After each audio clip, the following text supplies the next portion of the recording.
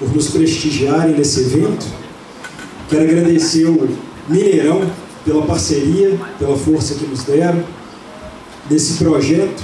Esse é o primeiro ano, um projeto piloto, também embrionário ainda, que a gente pretende evoluir nos próximos anos. Então, meu muito obrigado ao Mineirão por ter comprado essa ideia e está nos auxiliando. O propósito, não sei se já foi dito desse evento, mas é tentar esclarecer para vocês, que são os profissionais que cuidam do nosso futebol, uma série de iniciativas, de questões que permeiam o nosso futebol. Então, até coloquei aqui como título da apresentação a Federação e o Futebol Mineiro, né? Iniciativas para o desenvolvimento do esporte. Às vezes eu tenho a impressão de que muito do que é feito não é falado ou não é explicado para a imprensa. Então a ideia desse bate-papo aqui, eu vou apresentando para vocês a situação do futebol em Minas, o que a federação tem tentado fazer. Vou falar um pouco de Campeonato Mineiro, que é o nosso carro-chefe, e, enfim, no final vou estar aberto aí para perguntas, vou responder o que vocês quiserem saber. A Federação Mineira de Futebol, não sei se todo mundo tem em mente com clareza o que é a federação e o que envolve esse universo que ela administra.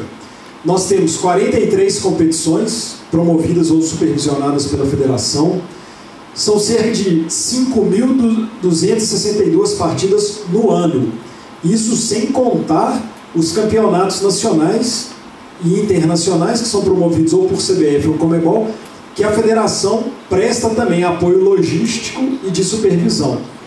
Temos no nosso registro mais de 50 mil atletas, são hoje 103 clubes profissionais registrados na Federação Mineira de Futebol, 356 clubes amadores da capital, temos 195 ligas registradas, mas dessas cerca de 130, na verdade, em atividade, algumas já há algum tempo, os presidentes não comparecem na federação, enfim, temos o registro, mas não sabemos notícias de atividade delas, e temos 295 árbitros, ou seja, um universo de muitas pessoas. E a federação se ocupa de 43 campeonatos. Temos o Mineiro, módulo 1, módulo 2, segunda divisão, que são aqueles campeonatos que muitas vezes chegam ao conhecimento, né, do grande público, também as categorias de base, a CBH, mas há uma série de campeonatos que são desconhecidos. E a nossa ideia, o nosso propósito, é fazer com que todo esse universo do futebol esteja mais próximo do torcedor, esteja mais próximo da imprensa, esteja mais próximo das pessoas que vivem o dia a dia do futebol, ou gostam de futebol. Finalidade da federação.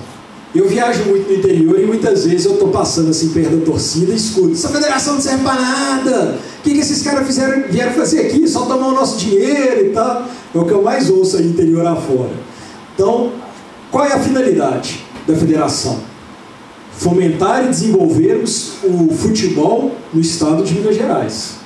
Prestar auxílio às ligas e equipes.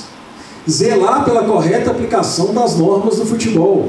Gerenciar o registro e inscrição de atletas.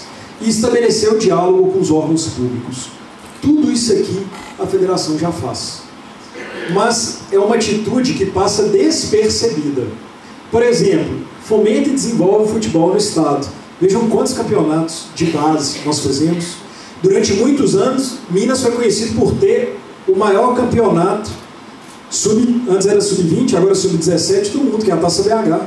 Torneio de muita tradição. Auxílio às ligas e equipes. Desde que o Castelar assumiu, eu assumi com ele, nós fizemos um trabalho para capacitar e estruturar o futebol amador em Minas. Então, desenvolvemos um novo sistema e primeiro informatizamos tudo para reduzir gastos com deslocamento para os clubes do interior vindo para a capital. Elaboramos um sistema de gerenciamento muito moderno que permite a cada liga de cada município gerir a sua competição e, mais do que isso, fizemos com que esse sistema gerasse renda para essas ligas municipais. Hoje, a Liga de Futebol Amador de cada um dos municípios, ela não tem nenhum custo, nenhum gasto com a federação, mas ela recebe em contrapartida recursos financeiros desde que ela esteja regular. Se ela estiver cumprindo a sua finalidade, fazendo seus campeonatos e estabelecendo o diálogo correto com a federação, ela recebe recursos para se manter e desenvolver o futebol em cada um dos municípios de Minas Gerais. Esse ano nós vamos ter também o Campeonato Mineiro do Futebol Amador. Um campeonato que vai envolver todo o estado, futebol amador de Minas Gerais inteira, com uma grande final no Estádio Independência. Será um torneio praticamente ou totalmente custeado pela Federação Mineira de Futebol. Para quê? Para a gente fazer com que aqueles atletas das regiões mais distantes tenham uma forma de visibilidade. As partidas nós vamos escolher, mas muitas delas serão transmitidas via streaming, possibilitando que pessoas de qualquer lugar do Brasil e até de fora acompanhem essas partidas. Enfim, tudo isso para quê? Para tentar difundir e desenvolver o nosso futebol.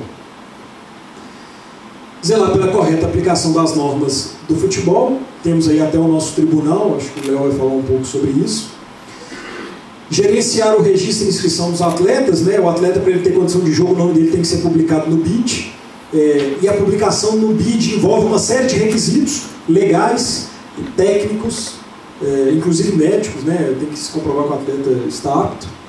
E estabelecer diálogo com os órgãos públicos. Vocês podem ver que em cada partida tem até uma reunião pré-jogo, onde nós convidamos polícia militar, bombeiros, todo mundo para participar daquilo ali. Para quê? Estabelecer esse diálogo. E muitas vezes esse diálogo acontece também em outros momentos. Eu me lembro, alguns anos atrás, por exemplo, a Caldense fez a final do Campeonato Mineiro 2015, mas havia um problema que o Corpo de Bombeiros não liberava a arquibancada móvel lá em Poços, e enfim, a federação foi, nós conversamos com o Comando Geral da Polícia para tentar resolver, não foi possível, mas o nosso papel é esse, é tentar dialogar com as autoridades para viabilizar a realização da prática esportiva em todo o estado. O campeonato estadual. As pessoas às vezes menosprezam o campeonato mineiro. Eu sou um grande amante e defensor do campeonato mineiro. E já aviso de antemão que na minha gestão eu farei o que estiver ao meu alcance para valorizar, resgatar a história e desenvolver o campeonato mineiro. Sem dizer ainda o que eu quero fazer, vejam bem, o campeonato mineiro, que pelo simples fato de ser um regional e preservar parte importante da cultura do nosso povo, objetivamente, o que ele possibilita? Vaga na Copa do Brasil, né? É a colocação do Campeonato Mineiro que estabelece quais clubes terão direito à vaga na Copa do Brasil, que hoje é o torneio do nosso continente que mais paga recursos para os clubes de futebol. Temos as vagas da Série D do Brasileiro, que é o campeonato de acesso, né, do Campeonato Nacional. Grandes campeonatos nacionais, nem sei, não me lembro mais porque isso aqui está na apresentação, mas enfim. Desempenho dos atletas, ele permite, serve de preparação para os grandes campeonatos nacionais. Faltou a palavra preparação. Por quê? Vejam bem, o regional ele antecede as grandes competições. Muitas vezes um clube faz investimento, contrata jogadores, traz gente, então, mas a gente sabe como é que é futebol. Futebol, se o time não der liga, se eles não estiverem entrosados, muitas vezes você vai fazer um grande investimento e você não vai ter nenhum retorno. Então, permite que as equipes experimentem, né, os seus elencos. Desempenho de atletas. Os clubes podem verificar como está o desempenho individual de cada um desses atletas. Enfim, às vezes até evitar lesões e coisas desse tipo. Revelações. Revela muitos atletas. Torcedor e ídolos. O campeonato regional é o único que permite que os torcedores das cidades mais distantes do estado acompanhem e vejam de perto os seus ídolos, o seu time do coração. E, gente, o futebol, é claro, hoje em dia a gente tem transmissão, tem uma série de coisas, mas o futebol vivido, o futebol do estádio, da arquibancada, ele é diferente. O envolvimento da torcida, o calor do jogo é algo totalmente diferente. Vou contar uma coisa pessoal aqui, mas eu estive lá na final da Copa do Brasil, Cruzeiro e Corinthians, estava lá acompanhando, sentado, Taquerão lotado, Cruzeiro bem, controlando o jogo. Num determinado momento, o time do Corinthians começou a crescer, fez o gol, e depois a gente teve aquele gol lá, que foi anulado pelo VAR. Quando saiu o segundo gol, vocês não têm ideia do clima que ficou no estádio. Todo mundo dizia, certeza que vai ganhar. Quando o juiz anulou, matou, acabou. O jogo mudou completamente. Eu tenho a convicção de que aquilo ali mudou a história da partida. Mudou. Porque, de fato, a própria torcida ficou desanimada. E a torcida é o que estava impulsionando o time ali. Então, aquilo ali mudou a lógica do jogo. Mudou. E só é possível viver isso lá no estádio, dentro do estádio. Claro, pela televisão a gente acompanha, mas não é a mesma coisa. E eu acredito que é fundamental que nós possibilitemos ao torcedor ir ao estádio, ver o seu time. É assim que nós cultivamos, inclusive, os novos torcedores. É o pai que leva o menino lá no estádio e fala, filhão, vamos lá no fim de semana com o papai. Fim de semana com o papai, vamos no estádio, vamos ver o time. E aquilo ali você vai criando uma identidade. Você passa a identidade familiar para o menino, e você cativa, e ali nasce o novo torcedor. Então, isso é fundamental. A gente não pode abrir mão disso, em nenhuma hipótese. E o nosso papel da Federação Brasileira de Futebol é de ser guardião desse fato, desse evento, desse fator cultural. Tradições do povo mineiro. O futebol faz parte da nossa tradição, faz parte da nossa cultura. Eu li uma vez uma frase dizendo assim, toda vez que nasce um brasileiro, nasce um torcedor. E é verdade. Está no nosso DNA. Está no DNA do brasileiro. Não é à toa que quando a seleção joga, o país para. Faz parte do DNA. Todo mundo quer ver, todo mundo quer que a seleção vá lá e ganhe mesmo. E é uma tristeza quando não vem o hexa, né? Acontece. Enfim, evolução do Campeonato Mineiro. São números que eu já passei antes, mas é importante que a gente tenha isso em mente. De 2015 para 2018, o público sempre crescente. Espero que esse ano seja ainda melhor. Evolução. Em comparação com o resto do Brasil, o Mineiro é o segundo campeonato em média de público. É algo muito importante. E nós não estamos muito longe de São Paulo, não. Dá para passar. Dá para passar. Dá para o Mineiro ser o maior campeonato ainda do Brasil.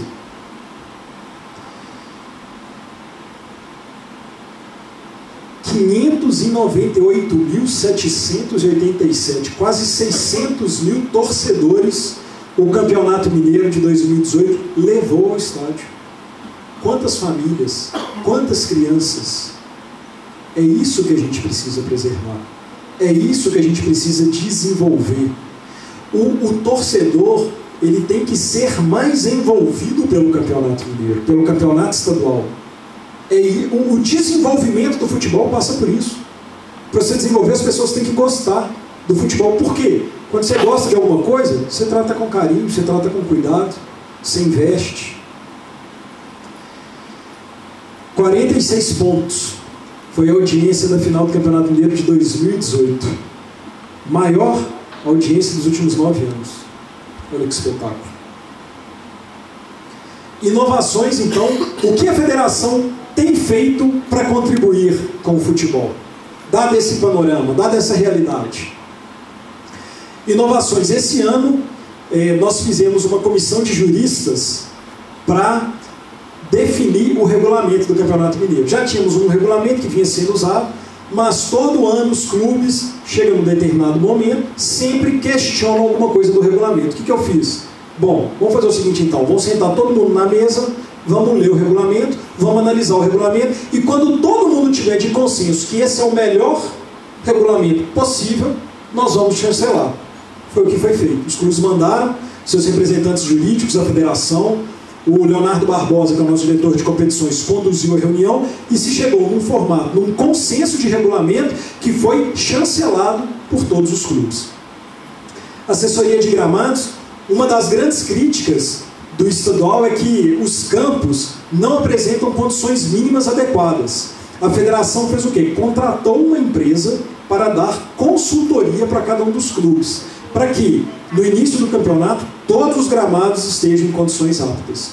Então, tivemos alguns consultores que visitaram todas as praças de esporte, conversaram com cada um dos presidentes de clubes, dirigentes, disseram: olha, o gramado tem tais condições para que ele fique apto, para que ele fique em condições de jogo, é isso aqui que você tem que fazer, passar um cronograma, enfim, todo o conhecimento possível para que o gramado esteja na melhor condição de se realizar o campeonato. Desenvolvimento da arbitragem. Esse ano, para os que acompanharam, o pessoal até da Rádio Imperatriz estava lá cobrindo. Fizemos a pré-temporada em regime de concentração. A federação fez um convênio com o SESC e os árbitros ficaram concentrados lá vários dias com o Juliano Bozano, com profissionais enviados pela CBF, instrutores da CBF, enfim, preparadores físicos, psicólogos, toda uma equipe, para quê? Para tentar capacitar melhor os nossos árbitros. Por quê, gente? O árbitro é um ser humano, passível de erro. O nosso papel, federação e comissão de arbitragem, é o quê? Tentar minimizar ao máximo os erros. E o nosso papel a gente está fazendo. Então, hoje, a Federação Mineira é referência para a CBF na maneira como investe e desenvolve a arbitragem. Nós estamos tentando, mas é claro, no calor do momento, na partida, o árbitro ele toma decisão em fração de segundos. Depois, né, e aqui falando propriamente dito da imprensa, inclusive, ela consegue debater um determinado lance após rever várias vezes e por várias câmeras. Então, permite de fato uma interpretação e uma visão mais aprofundada. O árbitro são milésimos de segundo, o que é muito difícil. Então, a Federação Mineira investiu na fotocélula, que é um mecanismo que ajuda a desenvolver a condição física dos atletas, ele consegue medir a corrida e perceber como está o desempenho dos árbitros. E nós temos os rádios comunicadores, que são os melhores do Brasil. Os árbitros CBF, quando vem apitar campeonato brasileiro, pedem que a federação ceda os rádios comunicadores que ela tem para que eles possam utilizar, porque são melhores do que aqueles oferecidos pela CBF. Estou certo, Bozano? Isso aconteceu várias vezes. E agora, recentemente, eu inclusive trouxe lá da Europa algumas peças de atualização do nosso sistema. E eu vou falar daqui a pouco da questão do VAR aqui também. Daqui a pouco, no próximo slide. Esse ano, o que a gente fez? No Conselho Arbitral, a federação propôs aos clubes que aderissem ao árbitro de vídeo. Para quê? Justamente para tentar minimizar erros, para trazer mais transparência, lisura e segurança para as partidas.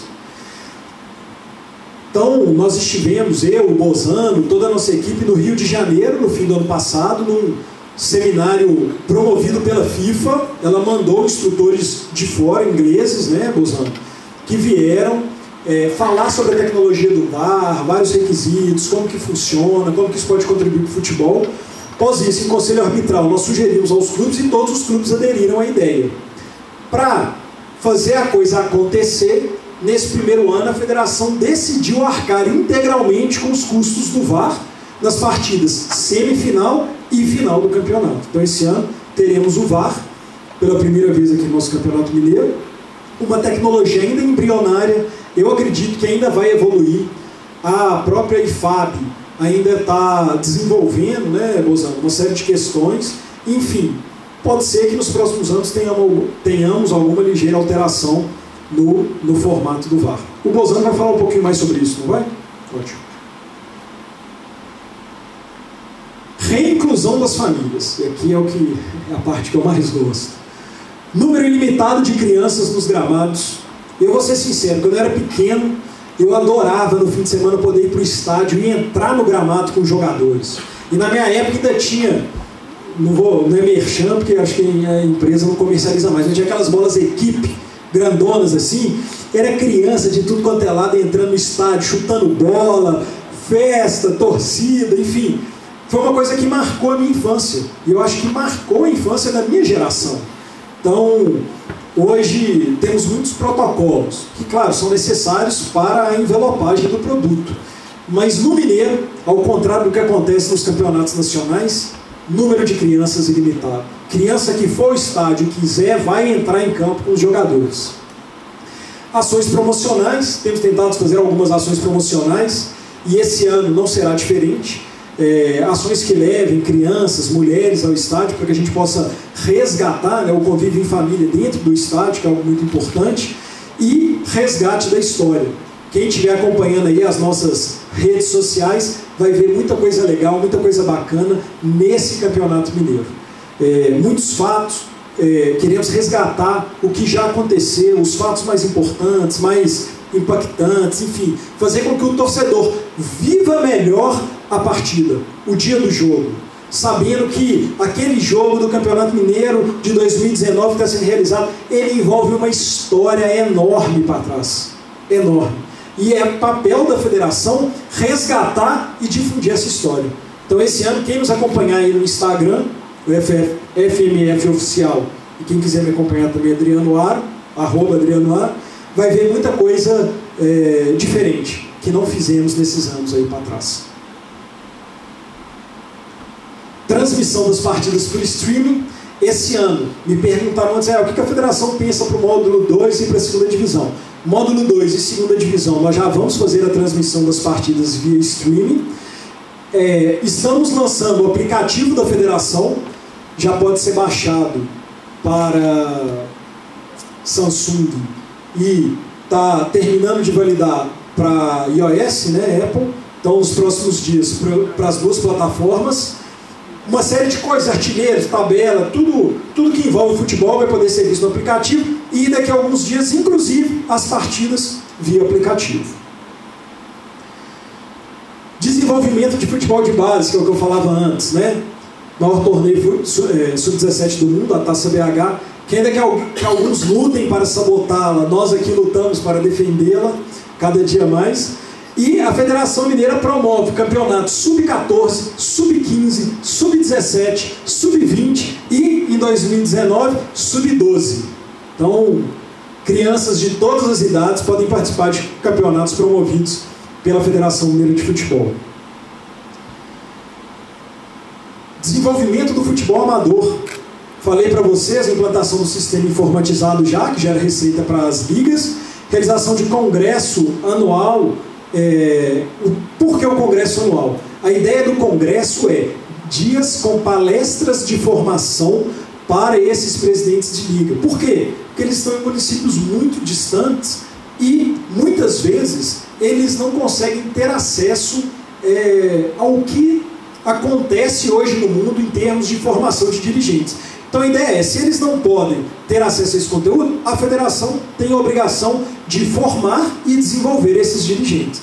Então fazemos esse congresso anual. No fim do ano nós temos uma festa de premiação para os melhores atletas. Então formação de dirigente passa por isso. Cursos de arbitragem em todo o estado. Muitos também têm dificuldade de vir até aqui, então o Juliano Bozano, que é o nosso presidente da comissão de arbitragem, vai aos municípios e ministra cursos de formação para aqueles árbitros locais. E isso, gente, muitas vezes permitem que sejam descobertos talentos, né, Bozano? Em outras cidades, às vezes você descobre um talento lá em Poços de Calda. Que bom, se for um bom árbitro, ele vai apitar as partidas da Caldense e isso vai diminuir o custo, muitas vezes, do time com a arbitragem. Talvez não da Caldense, né, que é na mesma cidade. Às vezes do Boa, que é Varginha ali perto, Pouso Alegre, alguma coisa assim. Enfim. E 2019, o que eu havia falado antes, Campeonato Mineiro de Futebol Amador. Um torneio fantástico, promovido integralmente pela Federação Mineira de Futebol, vai envolver todas as ligas de futebol amador do estado, desde que estejam em dia com a documentação perante a federação. Por quê? A gente não pode exigir muito das ligas pela falta de recursos, mas o que a federação tem feito é, olha, se você tiver regular, você vai ter uma série de contrapartidas benéficas. Então, se ela estiver regular, ela tem receita via sistema. Se ela estiver regular, ela vai ter vaga garantida no Mineiro. Enfim, nós estamos tentando incentivar os presidentes a andarem em dia com as suas obrigações fiscais, tributárias, para que assim possamos desenvolver o futebol amador. Inclusive, ninguém sabe disso, eu já tive uma conversa com a Úrsula, o Fabrício está aqui, então eu vou soltar. Há um projeto de se fazer uma recopa do futebol amador, que seria o campeão do Campeonato Mineiro Amador enfrentando o campeão da Copa Itatiaia, num jogo beneficente. Então é uma conversa que a gente já iniciou com a Rádio Itatiaia e que eu acho que vamos conseguir tirar do papel, se possível, ainda esse ano. Enfim, senhores, nada disso seria possível sem os nossos parceiros. Então, agradecer Pênalti, Semil, Cicobi e, claro, o Mineirão que abraçou essa ideia, e só por isso estamos fazendo esse primeiro fórum aqui, nesse modelo ainda embrionário, beta, mas ano que vem podemos evoluir, talvez trazer um pouco os torcedores para participarem também, alguma coisa assim. Eu acho que é bom para todo mundo. Quem ganha na participação de um fórum é o futebol, porque daqui podem surgir ideias, podem surgir iniciativas que com certeza vão impactar e auxiliar o desenvolvimento do nosso futebol. Tá bom? Fica isso, pessoal. Muito obrigado. Agora eu fico à disposição aí para perguntas.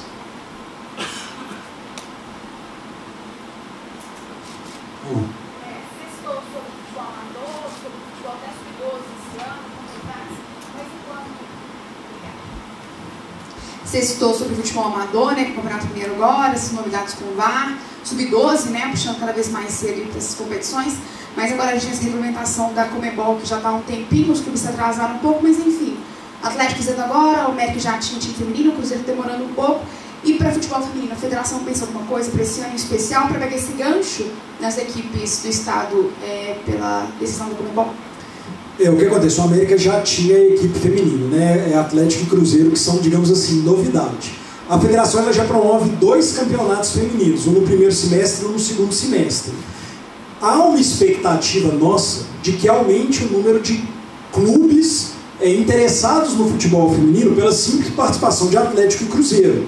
Mas é uma coisa que é imprevisível, nós ainda não sabemos. Nós já montamos uma comissão interna que o objetivo dela é avaliar todas as medidas que podem ser implementadas para o futebol feminino e vamos aguardar que os clubes interessados se manifestem para que a gente saiba o número de equipes. Com base no número de equipes, nós faremos uma série de iniciativas. A própria iniciativa em resgatar e difundir a história do futebol passa também pelo futebol feminino. Esse ano nós queremos ter mais cobertura do futebol feminino. No ano passado fizemos a grande final com o apoio até da 98 FM, a transmissão via streaming, com narração e tudo mais. Foi uma experiência muito boa.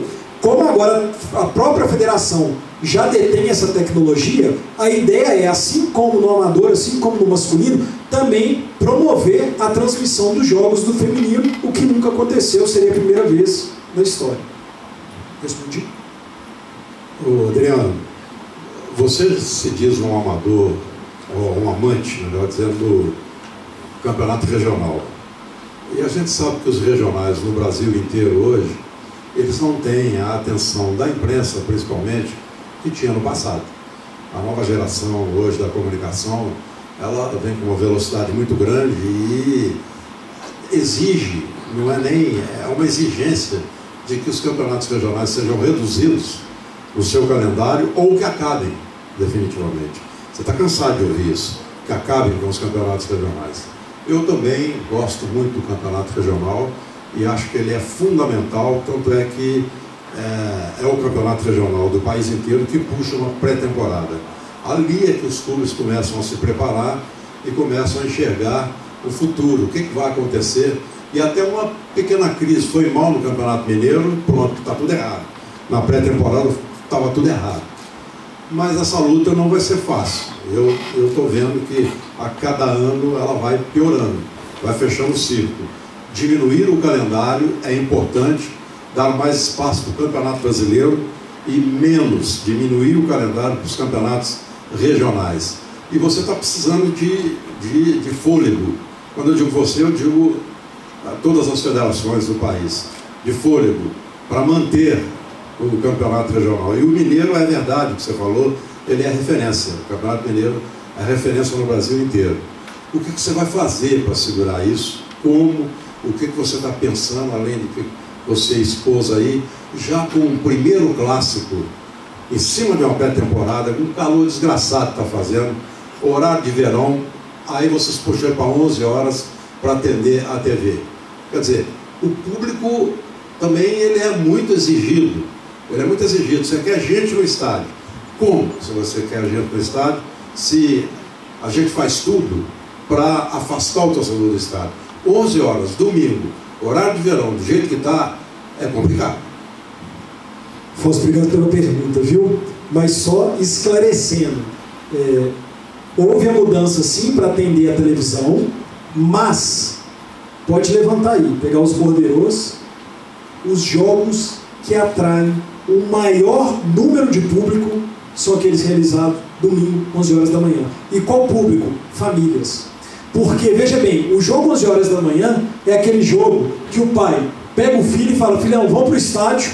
Acabou o jogo, ele vai para um almoço em família, ele envolve toda a família. Enquanto que muitas vezes o jogo de 5 horas da tarde, o pai e o filho vão para o estádio e voltam para casa só à noite. Então, os números demonstram que o jogo de domingo 11 horas é o jogo preferido pelas famílias. E são os jogos que geralmente os estádios ficam com a capacidade lotada.